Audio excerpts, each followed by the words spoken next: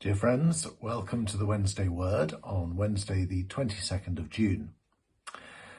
Last week I was chatting with somebody who's not a believer about the question of suffering, which he says is the main obstacle to faith for him, as it is for so many.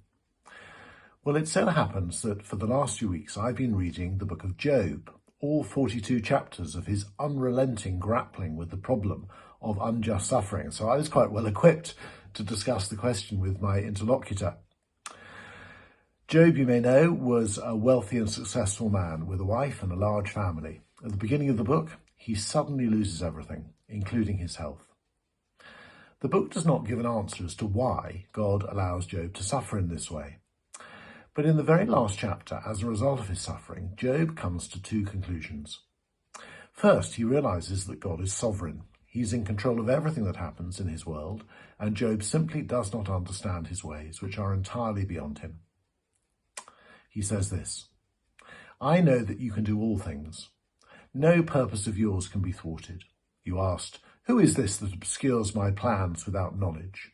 Surely, I spoke of things I did not understand, things too wonderful for me to know." He must therefore just accept God's will. Well, unsurprisingly, my friend was not entirely satisfied by this answer. It makes God out to be an ogre, he said, inflicting suffering on people and just asking them to suck it up. A deity far removed from the realities of human suffering, who's in control of everything good and evil, but who never gives a reason for what he inflicts. That's horrific, he said, and I have to say I agreed with him. But this isn't all that Job says at the end of his book. He goes on to say this. You said, "Listen now and I will speak. I will question you and you shall answer me. My eyes had heard of you, but now my eyes have seen you. Therefore I despise myself, and I repent in dust and ashes." Before Job lost everything, he was living in peace and prosperity. He had heard about God, he was a believer in theory, but not until he had endured terrible suffering had he actually seen God.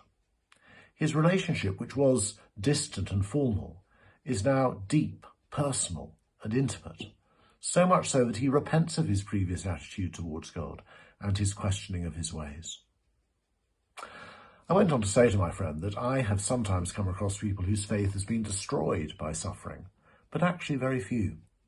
Most believers, although they struggle and question and grieve, find that they find God more personally and know him more deeply as a result of what they've suffered. As Betsy ten Boom said to her sister Corrie of their experience in Ravensbrück concentration camp, we must tell them that no pit is so deep that God is not deeper still. They'll believe us because we've been here. And I was able to give my friend some examples of people that we both know, of whom this is abundantly true. But he still wasn't convinced that this was a good enough reason for a good God to allow suffering. So my final riposte was that ultimately people believe in God in a suffering world, not because they have all their questions answered, but because they have met the God who is love in Jesus Christ. And we know that God is love because he has come down to this suffering world and he has suffered with us and he suffered for us. Only Christianity offers a suffering God, and therefore only Christianity offers a God who is love. I asked him to name one other religion or philosophy which provides a God like this. He struggled to do so. And the suffering God that we see in Jesus shows us that suffering is not meaningless. It has a purpose. Because Jesus' suffering led to our salvation, any suffering can be used by God for our good, even though we may find it very hard to see what that good may be.